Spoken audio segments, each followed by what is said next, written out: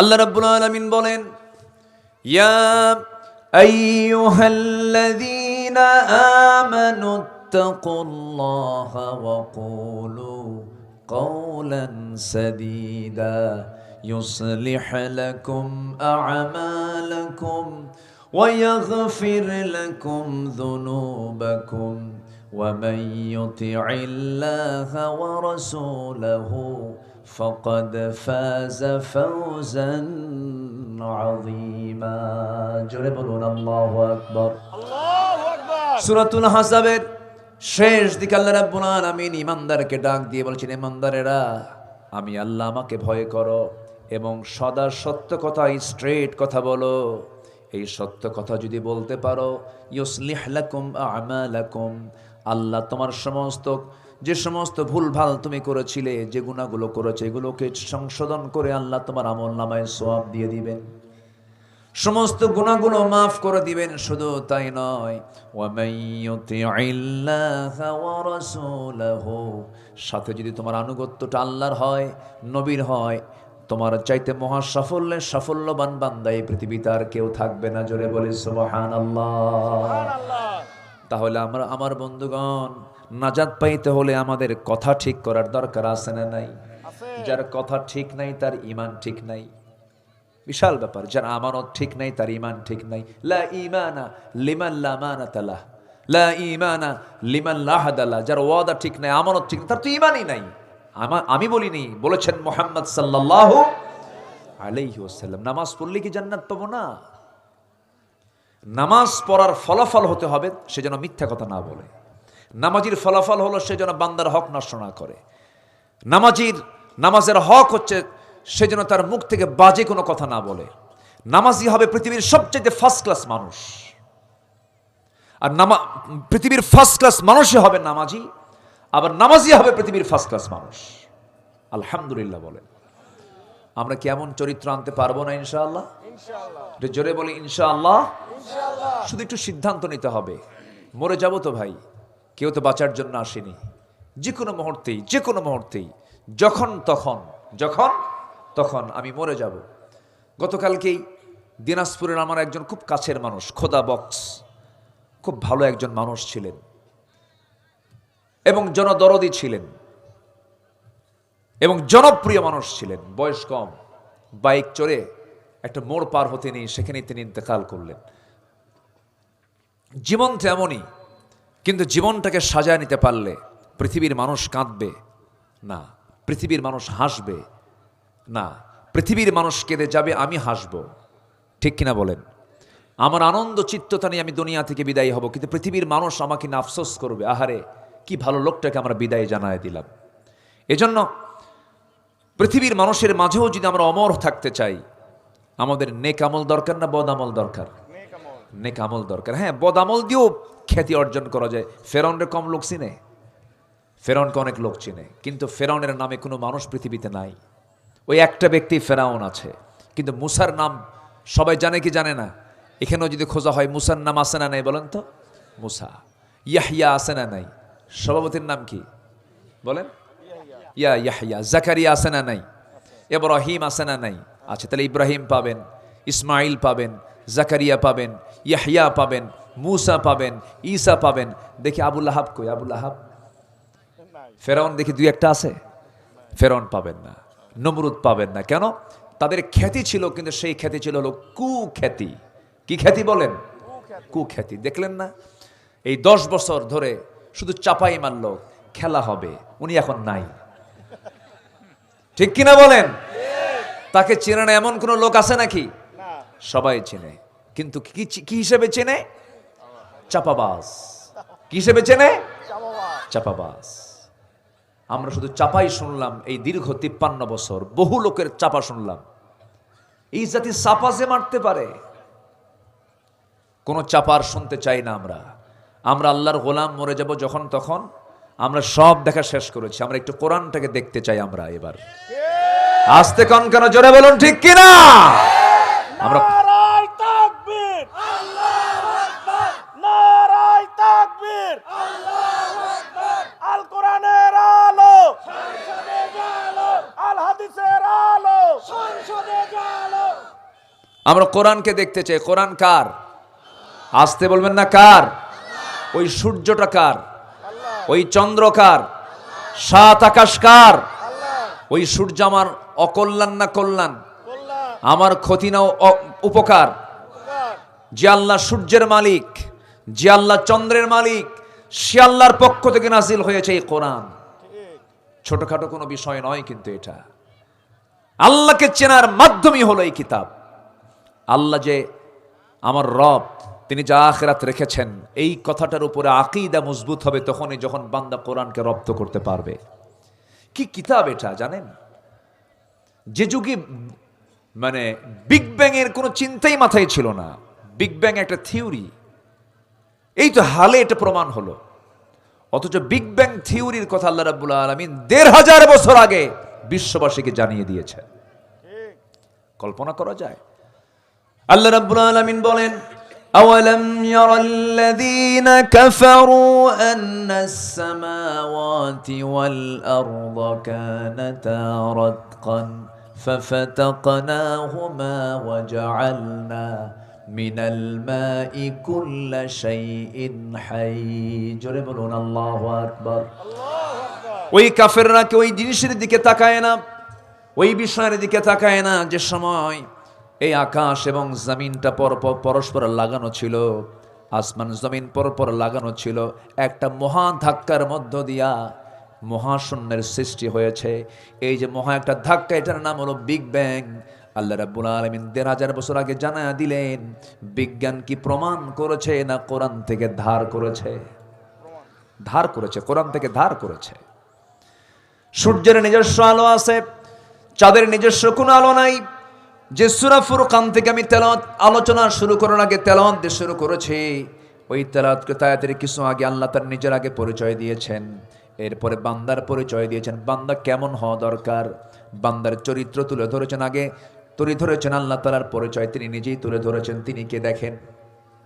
তার পরিচয় তুলে ধরতে নিয়ে এমন একটা সায়েন্সের তথ্য এখানে দিয়েছেন যা কল্পনাও করা যায় না। এত আগে কেমন করে পৃথিবীর মানুষের পক্ষে সম্ভব? এমন তথ্য দেওয়া নবীর পক্ষে সম্ভব নয়, কোনো বান্দার পক্ষে সম্ভব নয়।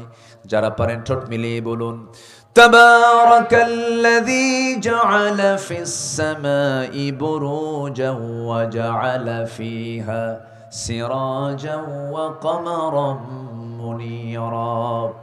অতীব বরকতময় সেই মহান প্রভু, যিনি আকাশে রেখেছেন বহু গ্রহরাজি এবং সেখানে রেখে দিয়েছেন প্রদীপ্ত আলো সূর্য আর আলোকিত চাঁদ। প্রদীপ্ত সূর্য মানে এখানে আল্লাহ রাব্বুল আলামিন বোঝাচ্ছেন সূর্যের নিজস্ব আলো আছে, চাঁদের নিজস্ব কোনো আলো নাই। এটা আমরা বিজ্ঞান থেকে প্রমাণ করেছি, কিন্তু বিজ্ঞান থেকে প্রমাণ তো হবে না, কারণ কোরআন আগেই বলে দিয়েছে। মানে বিজ্ঞান কোরআন থেকে ধার করে নিয়ে ডেলিভারি দিয়েছে। জোরে বলি সুবহানাল্লাহ। ফিজিক্স কেমিস্ট্রির উপরে, শুধু সায়েন্সের উপরে প্রায় ৩০০ বেশি আয়াত আল্লাহ পাকে কোরআনে কোট করেছেন। আপনি কি চান আপনার ভিতরে? আপনি সায়েন্স চান, পাবেন। আপনি সাহিত্য চান, পাবেন। আপনি আইনজীবী আইন চান, পাবেন। ব্যবসায়ী ব্যবসা চান, পাবেন। ডাক্তার ডাক্তারি চান, পাবেন। সালাসুনা শাহরা, আল্লাহ তাআলা বলছেন একটা মা তার সন্তানের জন্য একটানা ৩০ মাস কষ্ট করেন। কয় মাস বলেন তো? ৩০ মাস। কেমনে দেখেন? মেডিকেল সায়েন্সের সঙ্গে কি মিল দেখেন। সালাসুনা শাহরা মানে ৩০ মাস মানে হলো কত? ২.৫ বছর। ২ বছর হলো হাউলাইনি কামিলাইন, ২ বছর হলো বাচ্চা দুধ খাবে মার একটানা। এটা হচ্ছে আল্লাহর ওয়ার্ডার। অনেক মা আছেন বাচ্চাকে দুধ খাওয়ান না, তার ফিগার নষ্ট হয়ে যাবে। কিন্তু যদি কোনো মা তার সন্তানকে দুধ না খাওয়ান, উনি ক্যান্সারেও আক্রান্ত হতে পারেন। এরপরে এই ২ মাস একটানা খাওয়ার পর, ২ বছর খাওয়ার পরে এই যে ৬ মাস থেকে গেল, এই ৬ মাসটা তিনি কষ্ট করেন কেমনে? আমরা মার পেটে যদিও ৮ মাস ৯ মাস ১০ মাস পর্যন্ত থাকি, কিন্তু একটা সন্তান সম্পূর্ণ ম্যাচিউরড হয়ে যায় হলো ৬ মাসের ভিতরে।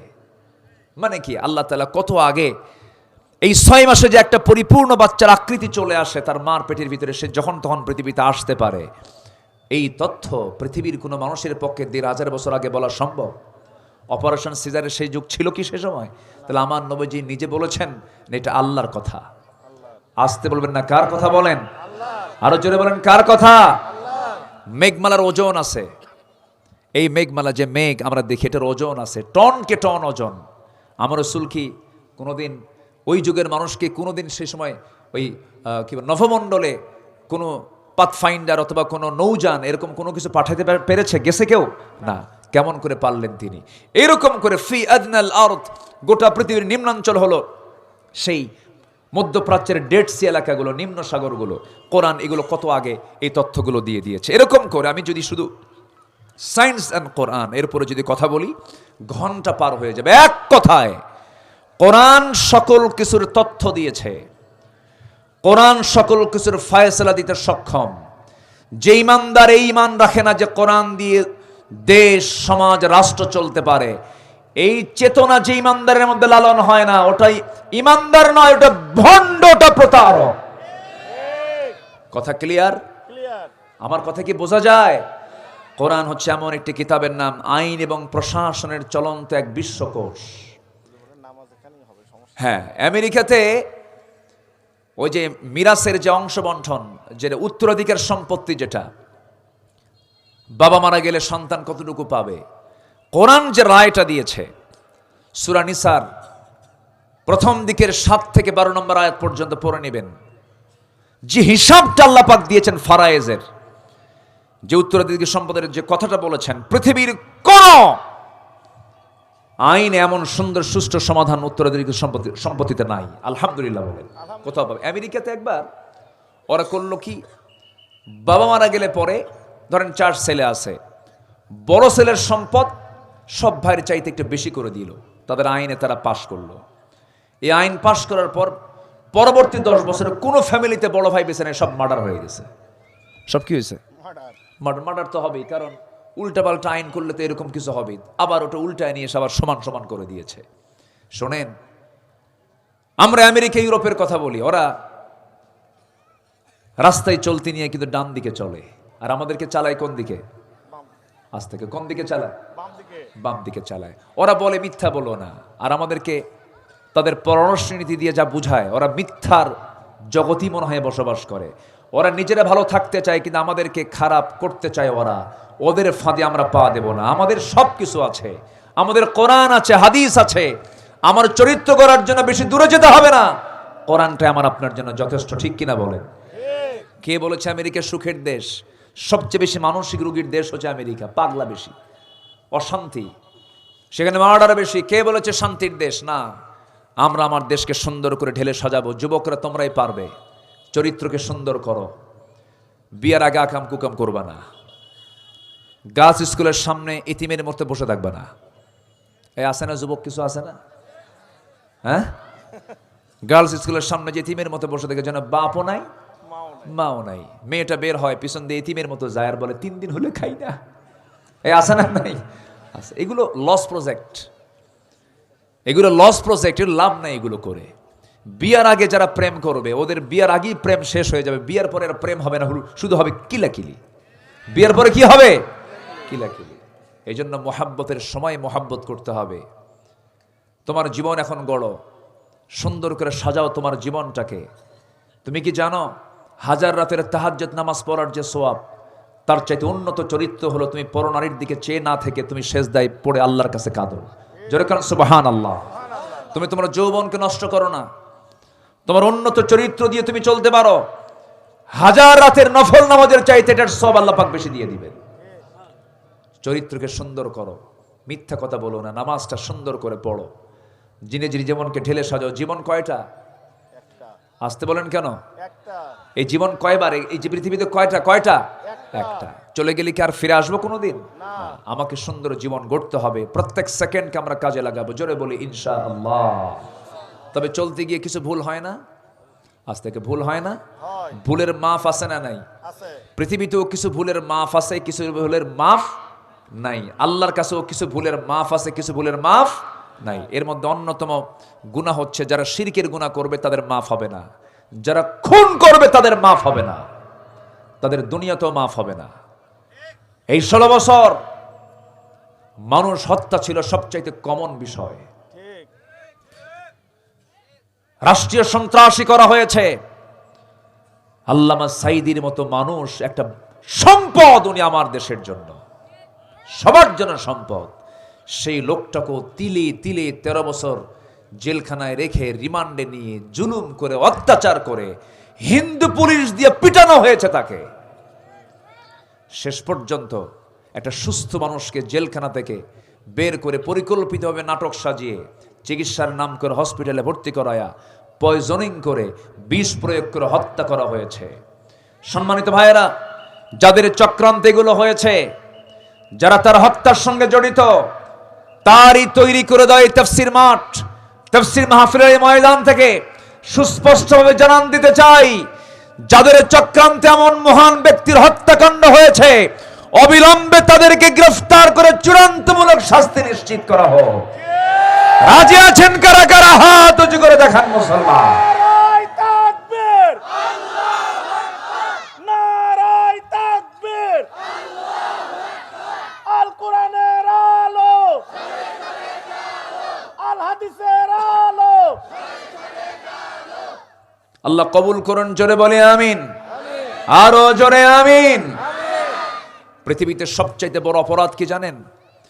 আল্লাহ তাআলা একটা মুমিনের দাম কি দিয়েছেন? একটা মুমিনকে হত্যা করা মানে ফাকাতালান নাস জামিআ, সে যেন গোটা পৃথিবীর সকল মানুষকে হত্যা করলো। তাহলে বলুন কত বড় অপরাধ হতে পারে? একজন দুজন আলেম নয়। আমাদের কি দোষ ছিল ভাই বলেন তো? আমরা কি করছি? রাষ্ট্র চালাইছি আমরা? 11 লক্ষ কোটি টাকা কি দেশ থেকে কোনো আলেম পাচার করেছে? আপনি দেখান তো একটা আলেমের বাড়ি আমেরিকা ইউরোপে আছে?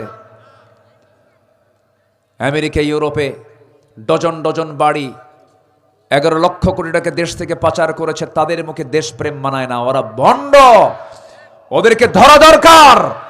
সকল অর্থ পাচারকৃত টাকাগুলো দেশে ফেরত নেওয়া দরকার। দেশ স্বাধীন হয়েছে কিন্তু চোর এখনো পালায় নাই। চোর এখনো আছে না নাই? চোর এখনো আছে না নাই? এখনো আছে। আমাদেরকে 16 বছর কথা বলতে দেয়নি। মঞ্চে বসেছি, সামনে ডানে বামে প্রশাসন বসা, কিরামুন কাতিবিন, কথাও বলতে দেয়নি। কি মানসিক অত্যাচারগুলো করা হয়েছে, কি জুলুমগুলো করা হয়েছে। কেন? এর মূল কারণ কি জানেন? ক্ষমতা। মূল কারণ কি? ওরাও জানে যেগুলো কথা ঠিকই আছে, কিন্তু এরা যদি জিতে যায় তাহলে তো ক্ষমতা ছাড়তে হবে। বিগত সরকারের একটাই ভুল ছিল, সেটা হলো ক্ষমতার লোভ। কিসের লোভ বলেন? ক্ষমতার লোভ, অবৈধ লোভ। ক্ষমতার কি? অবৈধ লোভ। ফেরাউনের মধ্যে একটা সমস্যা ছিল। কি সমস্যা বলেন তো? তারও লোভ ছিল ক্ষমতার। তার ক্ষমতাকে পাকাপোক্ত করার জন্য তার বউকে পর্যন্ত হত্যা করেছে। চিন্তা করা যায়? বউটা কত আদরের না? এই বউটা কি আদরের না? ছোট ছোট বাচ্চাকে হা আদরের। তোমার বউ হয়েছে? দেখে তো মনে হচ্ছে বিশাল অভিজ্ঞতা। নাকি প্রেম ট্রেম করো নাকি? বিয়ের আগে কোনো প্রেম হয় না। বিয়ের আগে হয় জেনা, আর বিয়ের পরে হয় প্রেম। বলি আলহামদুলিল্লাহ। প্রেম পবিত্র শব্দ, সেই প্রেমটা হবে বিয়ের আগে না বিয়ের পরে?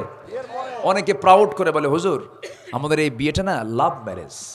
আমি কি লুচ্চা ম্যারেজ? কি ঠিক আছে না? আগের দাদাদের সম্পর্ক দাদির সাথে কত পবিত্র ছিল, কোনোদিন গন্ডগোল লাগেনি। দাদি স্বামীকে আপনি বলে ডেকেছেন, শ্রদ্ধার চোখে দেখেছেন, সম্মান করে ডেকেছেন। যদিও স্বামী একটা লাইফ পার্টনার, কিন্তু সম্মান আদব এটা আমার দাদির মধ্যে ছিল। যদিও তাদের এলেম কালাম অতটুকু ছিল না। আর আজকের ভাবিরা মাঝে মাঝে থাপ্পড় মারে, আছে না? নাই? আছে। যেখানে শ্রদ্ধা থাকবে না সেখানে ভালোবাসা থাকবে না। যদি স্ত্রীর পক্ষ থেকে যদি স্বামীর প্রতি শ্রদ্ধা না থাকে, ভালোবাসা থাকবে? শ্রদ্ধা থাকবে যখন, ভালোবাসা মজবুত হবে তখন। আজকে এগুলো নাই তো। ফেরাউন আসিয়াকে বলে ফেললো, আসিয়া শুনলাম তুমি নাকি ইসলাম কবুল করছো। তিনি বললেন, শুনবেন কেন? আমি তো সাক্ষ্য দিচ্ছি, আশহাদু আল্লা ইলাহা ইল্লাল্লাহ। ফেরাউন বলল, তুমি একটা কাম করলে, এটা আমি তোমাকে কি দেই নাই বলো তো? তুমি আমার এই মিশরের ফার্স্ট লেডি অফ ইজিপ্ট, এই ইজিপ্টের তুমি একজন ফার্স্ট লেডি, তুমি সেকেন্ড নাগরিক, আমি হলাম ফার্স্ট নাগরিক। আমার অনুপস্থিতি তুমি এটার দায়িত্ব পালন করবে, এত বড় দায়িত্ব আমি তোমার দিলাম। আমার সংসার জীবন তোমার হাতে, আমার সব কিছু তোমার হাতে, আমার সম্মান যশ খ্যাতি তোমার হাতে। আর তুমি আমার শত্রুর হাতে তুমি কেমন করে শপথ নিয়ে নিলা? তুমি কি জানো এটার ফলাফল কি হতে পারে? এটার ভয়ঙ্কর ফলাফল কি হতে পারে? আসিয়া আলাইহিস সালাতু ওয়াস সালাম সুন্দর করে বললেন, আমার স্বামী, আমি আপনাকে যে কথা চূড়ান্তভাবে জানিয়ে দিচ্ছি, আপনি আমাকে কিসের হুমকি দেখাচ্ছেন জানি না, আমি আপনাকে স্পষ্ট ভাষায় জানান দিতে চাই, আমি হাসতে হাসতে দুনিয়া থেকে বিদায় হয়ে যাব, কিন্তু ইসলাম থেকে, ন্যায় থেকে এক চুল পরিমাণ আসিয়াকে আপনি সরাতে পারবেন না। জোরে বলুন সুবহানাল্লাহ। এখানে দুইটা মানে শিক্ষা আছে, একটা হলো আসিয়ার দিকের শিক্ষা, আর একটা হচ্ছে ফেরাউন দিকের শিক্ষা। ফেরাউনের দিকের শিক্ষা, এখান থেকে শিক্ষা নেবে হলো যারা জালিম, তারা যেন শিক্ষা নিতে পারে। আর আসিয়া থেকে শিক্ষা নেবে কারা? যারা ইমানের পরীক্ষায় যারা পাশ করতে চায়। আল্লাহু আকবার বলবেন না? আমার বন্ধুগণ, আসিয়া আলাইহিস সালাতু ওয়াস সালাম শেষ পর্যন্ত অনড় থেকে গেলেন। আমার মা, আজকের মাহফিলে যারা এসেছেন, আপনার স্বামী নিয়ে আপনি টেনশন করেন, হুজুর আমার স্বামী ভালো না, গাঁজা খায়, আমার স্বামী ভালো না, আমারে মারে, আমার স্বামী ভালো না, নামাজ পড়ে না, এরকম করে বহু চিন্তা আপনার মাথায় আসতে পারে। কিন্তু একটাবার ভেবে দেখুন তো, আসিয়া কেমন স্বামী পেয়েছিলেন যে স্বামীটা ছিল ফেরাউন। হত্যার চূড়ান্ত সিদ্ধান্ত পর্যন্ত না হলো, ফেরাউন বলল, আসিয়া আমি তোমাকে দুনিয়া থেকে কিন্তু বিদায় করে দেব। আসিয়া বলছেন, স্বামী আমার, আমি জানি আপনি আমাকে এমন জাতীয় কথা বলতে পারেন, কিন্তু আপনি কি জানেন এই দুনিয়া আমার কাছে সামান্য তুচ্ছ মনে হয়, আমার আল্লাহর কাছে ফিরে যাওয়াটাই সবচাইতে উত্তম মনে হয়। জোরে কোন সুবহানাল্লাহ। এর মানে বুঝায়া দিলেন, আমার স্বামী, আপনি আমাকে যে দুনিয়ার লোভ দেখাচ্ছেন, আমাকে ফার্স্ট লেডি বুঝাচ্ছেন, আমার যশ খ্যাতি সম্মান বুঝাচ্ছেন, দুনিয়ার কোন সম্মানের জন্য আমি ইমানকে বিক্রি করতে পারি না, আমার নীতিকে বিক্রি করতে পারি না, নীতিভ্রষ্ট হতে পারি না। রাষ্ট্রের রাষ্ট্রের রাষ্ট্রের জুলুম তার উপরে চাপলো, সামাজিক জুলুম তার উপরে চাপলো, এত কিছু সহ্য করলেন, পারিবারিক বাধাও তিনি পেলেন, সন্তানগুলোকে মেরে ফেলে দেওয়া হলো চোখের সামনে। আসিয়া আলাইহিস সালাতু ওয়াস সালাম অনড় থেকে গেলেন। শেষ পর্যন্ত যখন তাকে মেরে ফেলার সিদ্ধান্ত চূড়ান্ত হলো, দুইটা পা দুইটা হাত বেঁধে ফেলা হলো রাষ্ট্রীয়ভাবে। এবার ফেরাউন করল কি, তার স্ত্রীকে পর্যন্ত মারতে দ্বিধা করছে না, সবার কানে কানে চলে গেল, কত বড় ফেরাউন রে এটা, কত বড় দানব এটা, কত বড় পাষাণ এটা, বউকেও ছাড়ে না। শেষ পর্যন্ত আসিয়া আলাইহিস সালাতু ওয়াস সালাম অনড়ই থেকে গেলেন। জাল্লাত করলো কি, জাল্লাত তার সামনে হাজির হয়ে গেল। জাল্লাত করাত নিয়ে তার সামনে হাজির হয়ে বলছে, আসিয়া, এত বড় সম্মানজনক জীবন থুয়ে তুমি কেমন করে মারা যাচ্ছ? চুপ মেরে থাকলেন। করাত যখন তার কপালে লাগায় দিল, ফেরাউন বলে ফেলল, আসিয়া, একটাবার কি আমার কথা মনে হয় না? আসিয়া বলছেন, আপনার আমার সম্পর্ক দুনিয়ার সম্পর্ক, আর আমার আল্লাহর সম্পর্ক হলো আসল সম্পর্ক। আমি আল্লাহর সঙ্গে দিদারে চলে যেতে চাই। অর্ডার দেওয়া হলো, সিগন্যাল দিল, ওকে দুটুকরা করে ফেলো। করাত যখন কপালে লাগানো হলো, ঠিক সেই সময় আসিয়া আলাইহিস সালাতু ওয়াস সালাম আজ থেকে 4000 বছর আগে দোয়া পড়লেন। কত হাজার বছর আগে? 4000 বছর আগে তিনি যে দোয়াটা পড়লেন, সেই দোয়াটা আল্লাহ রাব্বুল আলামিন, তার কিতাব ছিল হলো তাওরাত, কিন্তু তার দোয়াটা স্থান পেল কোরআনে। জোরে কোন সুবহানাল্লাহ। তিনি যে দোয়াটা পড়েছেন, সেই সময় যখন করাত তার কপালে লাগানো হয়, তিনি দোয়া পড়ছেন, রব্বি বিনিলি ইনদাকা বাইতান ফিল জান্নাতি ওয়া নাজ্জিনি মিন ফিরআউনা ওয়া আমালিহি। আল্লাহ, তুমি আমার জন্য বানায়া দাও, রব্বি বিনিলি, আমার জন্য বানায়া দাও, ইনদাকা, ও আল্লাহ তোমার কাছে। সুবহানাল্লাহ বলবেন না? এই যে আমার পাশেই আছেন, আমি বলবো ইনদি, আমার কাছে, ইনদাকা, তোমার কাছে। এত কাছে আল্লাহকে টানছেন, আল্লাহ তুমি আমার জন্য বানায়া দিবা তোমার কাছে একটা ঘর। যেরকম সুবহানাল্লাহ। আমি তোমার কাছে চাই একটা ঘর, জান্নাতের শত শত ঘর আমার দরকার নাই, একটা ঘর শুধু তুমি আমার জন্য জান্নাতে বানায়া দিবা, সেই ঘরটা যেন হওয়া চাই আল্লাহ তোমার আরশ আজিমের ঘরের দেওয়ালের সাথে। যেরকম সুবহানাল্লাহ। ওয়ানাজ্জিনি মিন ফিরআউনা ওয়া আমালিহি, এবং ফেরাউনের অত্যাচার থেকে, তার অপকর্ম থেকে তুমি আল্লাহ আমাকে বাঁচায়া দাও। দোয়া কবুল হয়ে গেল। আসিয়া দুনিয়া থেকে বিদায় হয়ে দুনিয়ার সমস্ত নারীকুলকে বুঝায় দেও, দুনিয়ার নারী সমাজ, দেখো ইমানকে রক্ষা করার জন্য কেমন করে হাসি মুখে জীবন দিয়ে দিতে হয়। আসিয়া দুনিয়া থেকে বিদায় নিলেন, ফেরাউন তার প্রতিশোধ পূরণ করলো। কিন্তু সেই ফেরাউন কেন হত্যা করেছে? মূল কারণ হলো তার ক্ষমতাকে পাকাপোক্ত করার জন্য। সে যেন ক্ষমতার মসনদে টিকতে পারে, এই জন্য তার পরিবারকে পর্যন্ত সে ধ্বংস করেছিল। 40,000 শিশুকে হত্যা করেছিল। ইউযাব্বিহুনা আবনাআকুম ওয়া ইস্তাহইয়ুনা নিসাআকুম, ছেলের সন্তানগুলোকে জবাই করেছিল জীবন্ত। একজন মার পেট চিরে সন্তান বের করে হত্যা করেছে, আর নাম হলো ফেরাউন। আমার ভাইরা, সেই ফেরাউন এই জুলুম চালিয়েছে। সে পৃথিবীতে বেঁচে ছিল 1600 বছর, আর বিগত সরকার ক্ষমতায় ছিল 16 বছর। দেখছেন কি সংখ্যার মিল আছে না? নাই? হ্যাঁ, কি তাদের যে খাসলত মিল আছে না? ওটাও ক্ষমতার লোভ, এটাও কি ক্ষমতার লোভ। জনগণ চায় না, মরা মানুষ কবর থেকে তুলে এনে ভোট করছে। মনে নাই আপনার? মনে নাই আপনাদের? মনে নাই? হ্যাঁ, মরা মানুষ বছরে 5 বছর পর পর একবার করে দাদি নানিরা ভোট দিয়ে যেত। কষ্ট পাচ্ছেন নাকি আপনারা? আলোচনা চালাই। এতক্ষণ ছিলেন কোথায় আপনারা? বুঝলাম না কিছু। মাহফিলতে ভরে গেল। এত চালাক আপনারা, একদম তাল মতো চলে আসছেন সবাই। বলি আলহামদুলিল্লাহ। আবার এই বেতা রেখে ওঠে, আবার এখানে বসেন কেন? আরে বসেন, বসেন। কষ্ট পাচ্ছেন নাকি আপনারা? সবাই থাকতে রাজি আছি তো? যে বলি ইনশাআল্লাহ। আলোচনা আমার পরেও চলবে।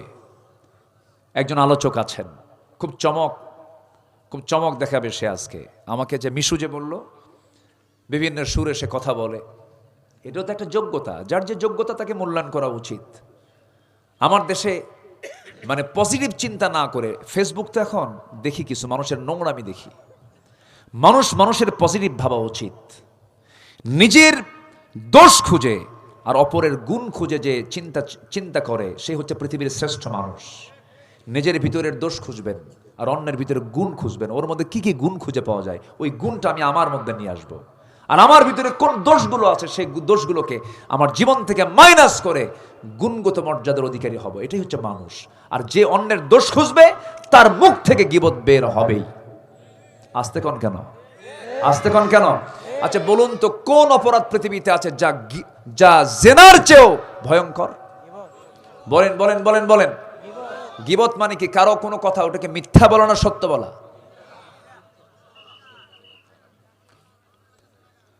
কারো কোনো সত্য ঘটনাই, সত্য বিষয় তার অসাক্ষাতে তাকে ছোট করার জন্য অন্য কোথাও ডেলিভারি দেওয়ার নাম হলো গীবত।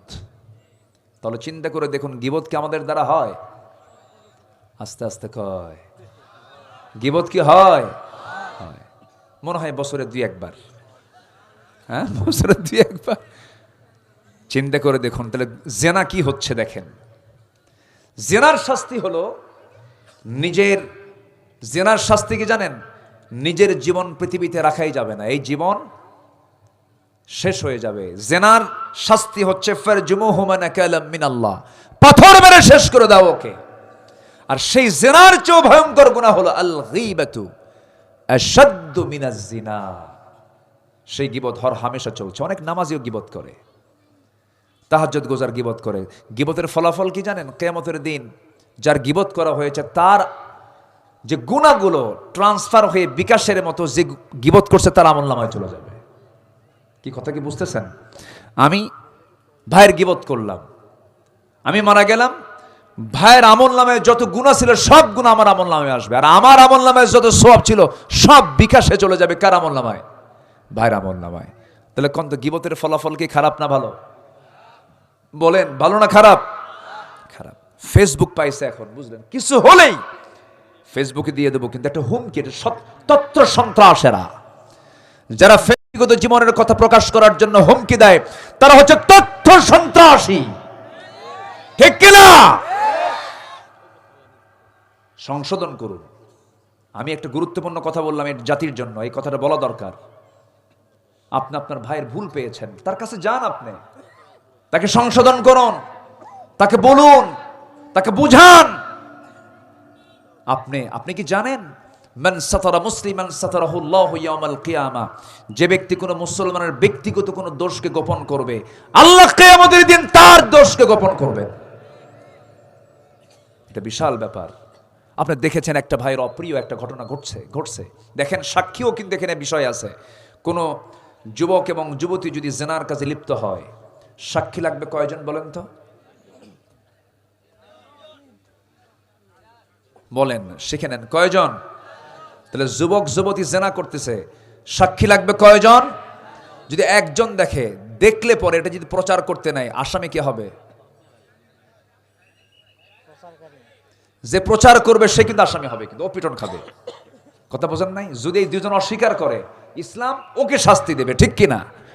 তাহলে দেখুন, আল্লাহ বলছেন জেনা হয়ে গেছে, কোন যুবক যুবতী জেনা করতেছে, সাক্ষী লাগবে 4 জন। মানে 4 জনের সামনে যদি কেউ এই জেনা করে, ওর আসলে হায়াই নাই। কি কথা কি বুঝতেছেন আপনি? মানে ওর তখন আর এটা গোপন থাকে না, এটা সে আসলেই বেহায়া, সে আসলেই মানে জঘন্য মানুষ। আল্লাহ চান বান্দার কোন অপকর্ম যদি হয়ে যায়, সে যেন তওবা করার চান্স পায়, সে যেন মাফ নিতে পারে, সে যেন মাফ চেয়ে নিতে পারে। গুনাহ তো হবেই ভাই, গুনাহ কি হবে না আমার আপনার? গুনাহ হবে, কিন্তু পরিকল্পিত কোনো গুনাহ হওয়া যাবে না। তাহলে কি আমরা কোনো গীবতের কাজ করব? আর আসতে বলে গীবতের দিকে যাব আমরা যাব না। আমরা গুণটা দেখবো, জোরে বলি ইনশাআল্লাহ। তবে কিছু কিছু গুনাহ আছে মাফ হবে, কিছু কিছু গুনাহ আছে মাফ হবে না। জি, কোনো সমস্যা? আচ্ছা আচ্ছা, ঠিক আছে, আলহামদুলিল্লাহ। তো সে গুনাহগুলো কোনটা মাফ হবে? 5 ধরনের গুনাহকে আল্লাহ পাক মাফ করে দিবেন। জোরে বলি সুবহানাল্লাহ। একটাও বলিনি, কিন্তু আমি একটা একটা করে বলছি। সময় আমার খুব বেশি নাই, আমি অল্প সময়ের মধ্যে শেষ করার চেষ্টা করব, কিন্তু শর্ত হলো কেউ যাবেন না কিন্তু। আমার মিশু কোথায়? মিশু আমার খুব প্রিয়, আমাকে খুবই লাইক করে, আমাকে খুব পছন্দ করে। এখানে আসার জন্য কতবার যে চেষ্টা করেছে এই বিগত সময়গুলো, গত বছরও করতে দেয়নি। এগুলো দুঃখ, এগুলো খুব যন্ত্রণা, অসহনীয় যন্ত্রণা। আমরা মুখ ফুটে কথা বলতে পারিনি, রাস্তায় ধরে মানসিক টর্চার করেছে, জুলুম করেছে, এত মামলা দিয়েছে 16 বছর। এসকে সিনহা সাবেক প্রধান বিচারপতি বলেছিলেন এই মামলার জট শেষ করতে সময় লাগবে 100 বছর। দুঃখজনক এগুলো। আমার একটা পরিত্রাণ পেয়েছি, কিন্তু এখনো বদনজর আছে না নাই? আসতে বলবেন না, বদনজর আছে না নাই? এই বদনজর মোকাবেলা করার দরকার আমাদের আছে না নাই? ভাই ইঙ্গিতে বলেছেন আমাদের বদনজরকে মোকাবেলা করতে হবে, আমাদের পিছপা হওয়ার কোনো সুযোগ নাই। যুবকরা, তোমরা চরিত্র গড়ে তোলো, আগামীর দেশ তোমাদের হাতে চলে যাবে ইনশাআল্লাহ। এই দেশ কোনো চোরের হাতে আমরা দেব না, কোন ডাকাতের হাতে আমরা দেব না। যুবকরা, তোমরা আগামী দিনের তোমরা অহংকার, আমাদের চরিত্রকে সুন্দর করো, চরিত্রকে সুন্দর করে প্রস্তুত করো, নামাজটা 5 ওয়াক্ত পড়ো। জোরে বলি ইনশাআল্লাহ। যে নেতাগুলো তোমার হাতে মদের বোতল দেবে, নারীকে তুলে দেবে, জেনার জন্য উস্কায় দেবে, নামাজের কথা বলবে না, তোমাকে চরিত্র শিখাবে না, ওই সমস্ত নেতৃত্বের মুখে আমরা জুতা মারি, থুতু মারি, ঠিক কিনা? কথা ক্লিয়ার? তোমার গ্রামকে তুমি সাজাও, তোমার গ্রামে কারা নামাজ পড়ে আর কারা নামাজ পড়ে না, এগুলোকে ভাগ করে ফেলো, সুন্দর করে তাদের কাছে দাওয়াতি কাজ করো। তোমার গ্রামে যে মাতব্বর তোমার মাতব্বরি করে, তার সামনে গিয়ে বলো, যদি নামাজ না পড়ে বলো, চাচা আপনার মাতব্বরি আমরা মানি, আপনি নামাজ পড়ুন। নামাজ পড়বেন না, আপনি আল্লাহকে ফাঁকি দেন, আপনার নেতৃত্ব আমরা মানব না, ঠিক কিনা? আমাদের সংশোধন হওয়ার এখন সময় এসেছে, আমরা সংশোধন হব। জোরে বলি ইনশাআল্লাহ। আল্লাহ বলছেন 5টা ভুলকে আল্লাহ পাক মাফ করে দিবেন। 1 নাম্বার হলো, হঠাৎ করে অজ্ঞাতবশত কোনো মন্দ কাজ যদি কেউ করে ফেলে, এরপর সে যদি অনুতপ্ত হয়ে আল্লাহর কাছে মাফ চায়, ক্ষমা করবেন কে? আসতে বলুন, ক্ষমা করবেন কে?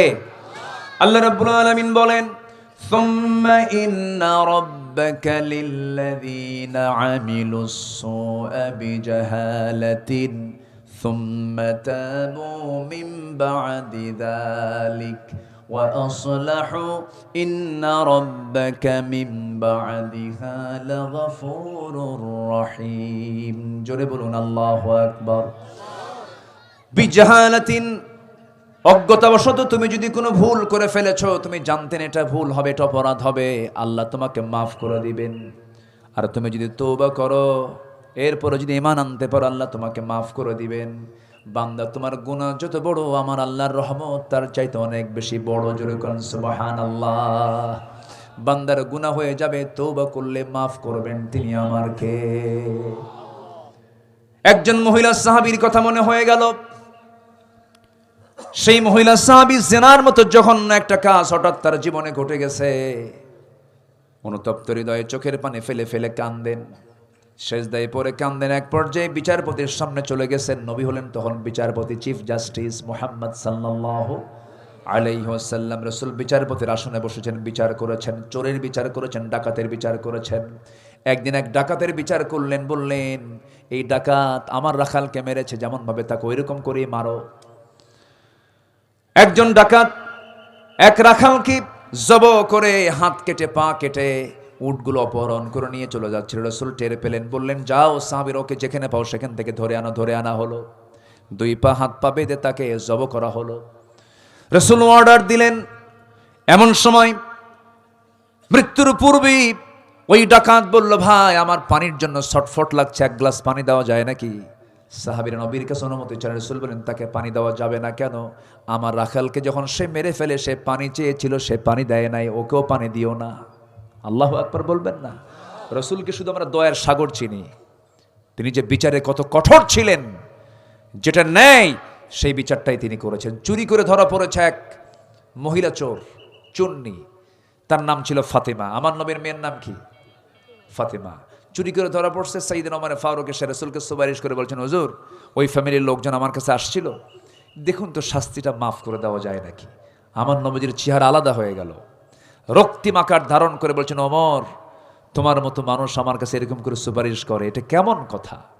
তুমি কি বললে এটা? ওই বংশীয় পরিবারের ফাতিমা চুরি না করে যদি আমার মেয়ে ফাতিমা বিনতে মুহাম্মদ চুরি করে ধরা পড়তো, সব লোককে সাক্ষী রেখে আমি নিজে আমার মেয়ের হাত কেটে ফেলে দিতাম। আল্লাহু আকবার বলবেন না? এমন শাসন কি আমরা দেখতে চাই? আস্তে, এমন শাসন কি আমরা দেখতে চাই? কি শাসক ছিল ওই শাসকরা! আল্লাহু আকবার। সাইয়েদনা আবু বকর রাদিয়াল্লাহু তাআলা আনহু একদিন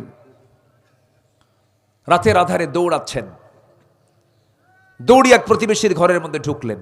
প্রত্যেক রাতে তিনি ঢুকতেন।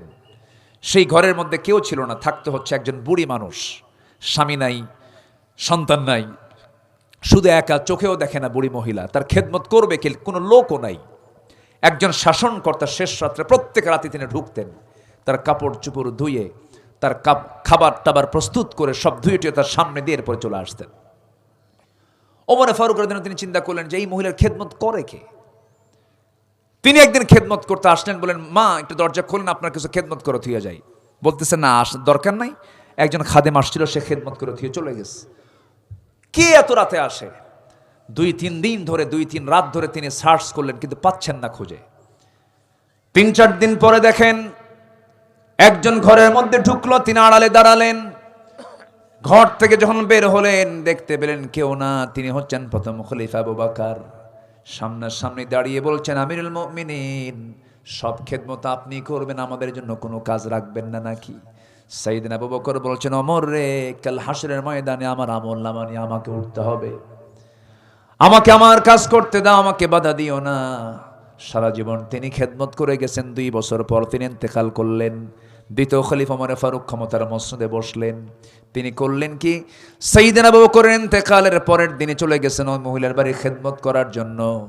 মহিলা জানেন না প্রথম খলিফার ইন্তেকাল হয়ে গেছে। দরজায় ঢুকেছেন, দরজায় ঢুকে ওমর ফারুক তার সকল কাপড় চোপড় ধুয়ে দিলেন, খাবার দাবার প্রস্তুত করে তার সামনে রেখে চলে আসছেন।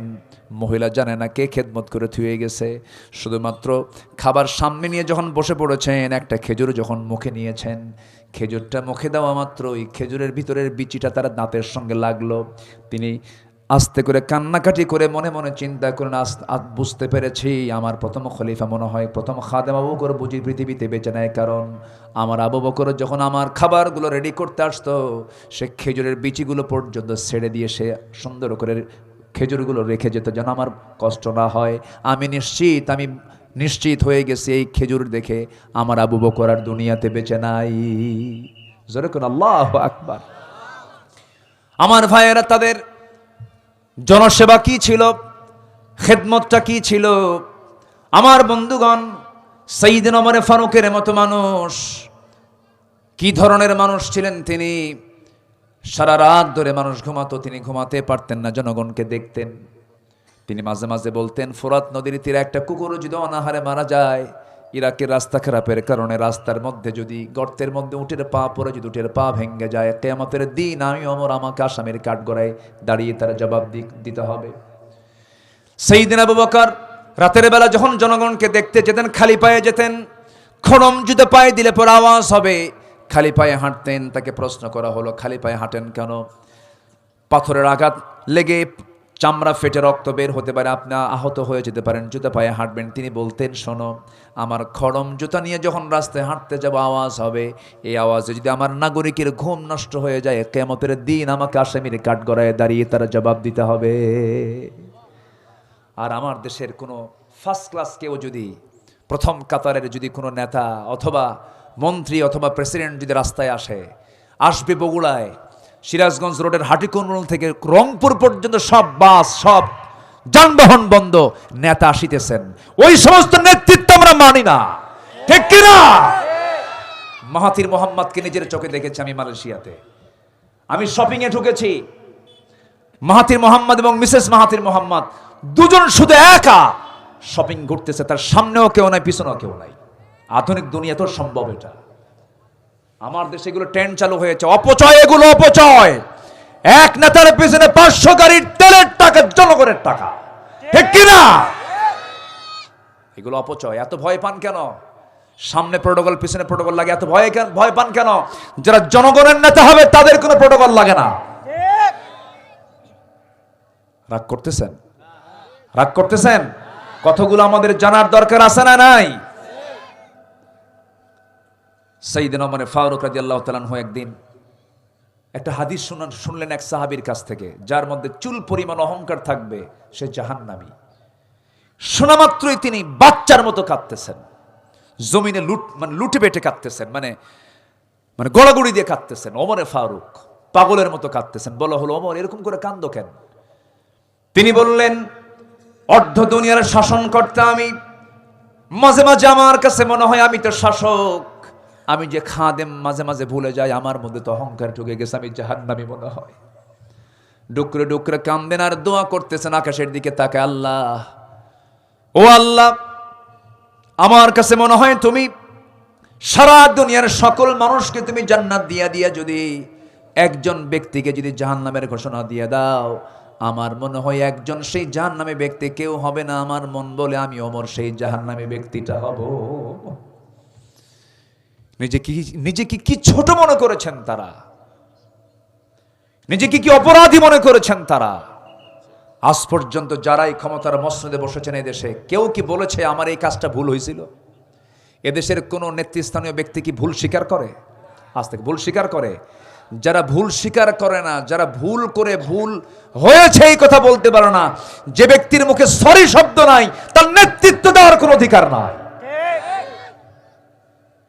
কি কথা কি বুঝতেছেন আপনারা? সম্মানিত ভাইয়েরা, কথা তো বহু, সময় তো অল্প। আপনাদের বসার মশান দেখে মনে হচ্ছে 12টার আগে উঠবেন না আপনারা, তাই না? এরকম একটা মনে হচ্ছে। থাকেন, কিন্তু আমি চলে যাই। আমি যাব না? আমিও থাকবো। আমি থাকবো আগামীতে, জোরে বলি ইনশাআল্লাহ। আমি উঠছি তো আগে। একটা পাখি আকাশে ওড়ে এক ডানায় না দুই ডানায়? দুই ডানায়। দু ডানা ছাড়া তো আকাশের পাখি ওড়ে না। তো আজকে আমার মাহফিল দু জায়গায় আছে, আমি যদি এখানেই থেকে যাই তাহলে সেই পাখি তো আর উঠতে পারবে না। তো সেই মাহফিলটা হচ্ছে আমার নাটোরে, সেখানে আমাকে যেতে হবে। সেখানেও এরকম মাহফিল, লোকজন আসছে, তারা একটা প্রত্যাশা নিয়ে আসছে, তাদের কিছু হক আছে না নাই বলেন তো? আছে, যেতে হবে। তারা দাওয়াত দিয়েছেন প্রায় 2 বছর আগে। কয় বছর আগে? 2 বছর আগে। মিশু তো সব বছরই দাওয়াত দেয়, পায় না। এবছরের শর্ট টাইমে আমাকে দাওয়াত দিয়েছে, আসছি। বলি আলহামদুলিল্লাহ। 5টা ভুলকে আল্লাহ মাফ করবেন যদি কেউ, হ্যাঁ না ঠিক, 5টা ভুলকে মাফ করবেন যদি কেউ অজ্ঞতাবশত জানে না, কিন্তু ভুল হয়ে গেছে, আল্লাহ তাকে মাফ করে দেন, যেরকম সুবহানাল্লাহ। যদি কেউ তওবা করে আল্লাহ তাকে মাফ করে দেন, যেরকম সুবহানাল্লাহ। তওবা করলে মাফ করবেন কে? বলেন, কে মাফ করবেন? আল্লাহ মাফ করবেন। তওবার রাস্তা এখনো খোলা আছে না বন্ধ আছে? খোলা আছে। তওবা করে নেব, ভুল হয়ে গেছে মাফ চেয়ে নেব। আমার দেশের আবার কিছু কিছু মানে মাঝে মাঝে আমদানি হয়, ওই টাঙ্গাইলের দিকে এক বাড়ি আছে লোকের, নাম হচ্ছে লতিফ সিদ্দিকী। কয়েকদিন আগে বললো যে আমি আমিন টামিন কই না। কেন কেন আপনি আমিন বলেন নাকি? হুজুররা আমিন কয়, আমি আমিন কমো কেন? আমার কি জীবনে কোনো দোষ আছে নাকি?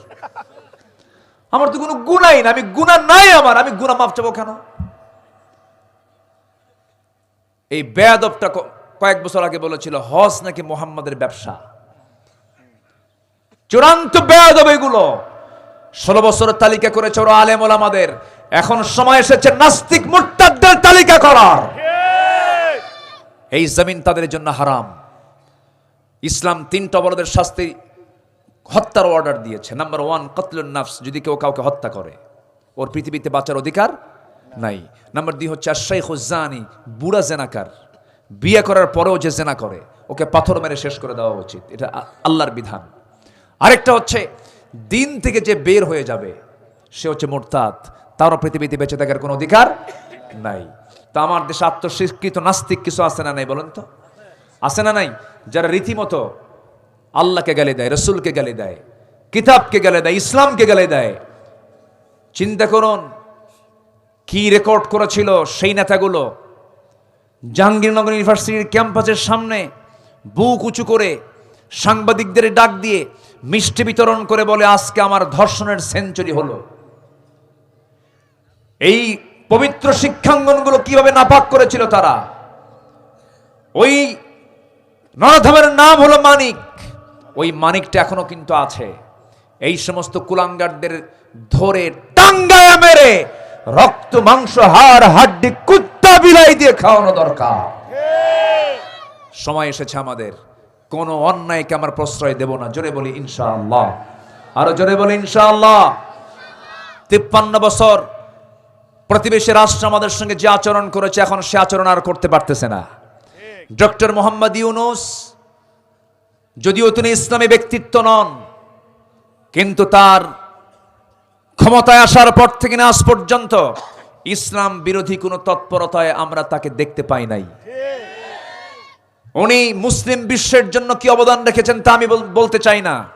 যেভাবেই হোক তিনি এসেছেন, তাকে আমরা ওয়েলকাম জানিয়েছি। এমন বাংলাদেশ আমরা দেখতে চাই যে দেশে ইসলামী মূল্যবোধের চুল পরিমাণ যেন কোনো ঘাটতি না হয়, সেই দিকে আমরা পাহারা দেব। জোরে বলি ইনশাআল্লাহ, জোরে বলি ইনশাআল্লাহ।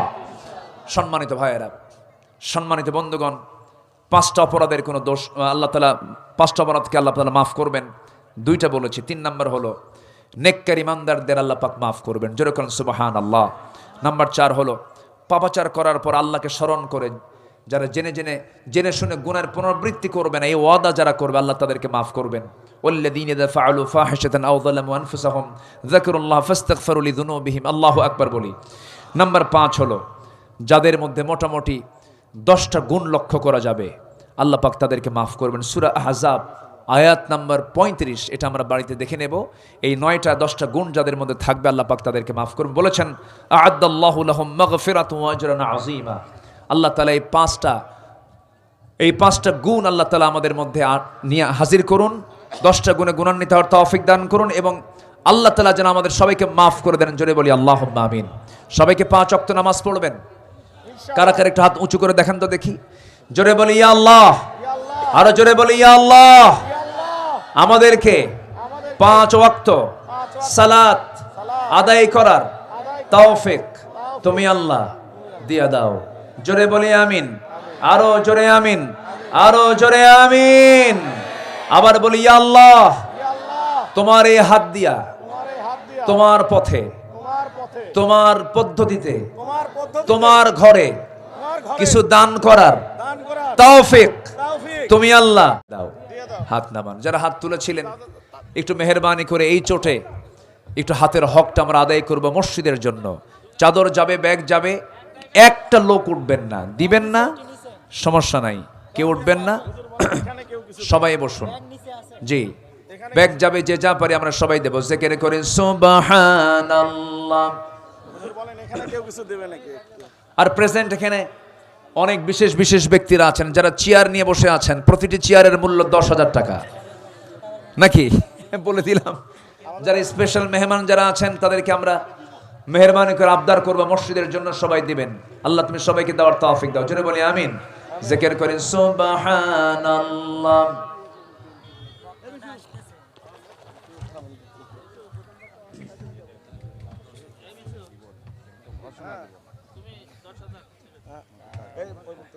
বাসার ভাই 10,000 টাকা দিছে। বাসার ভাই, আমার বাসার ভাই কই? পিছনে। জি জি, আমার জেল পার্টনার, আমার বাসার ভাই তিনি দিয়েছেন 10,000 টাকা, জোরে বলি আলহামদুলিল্লাহ।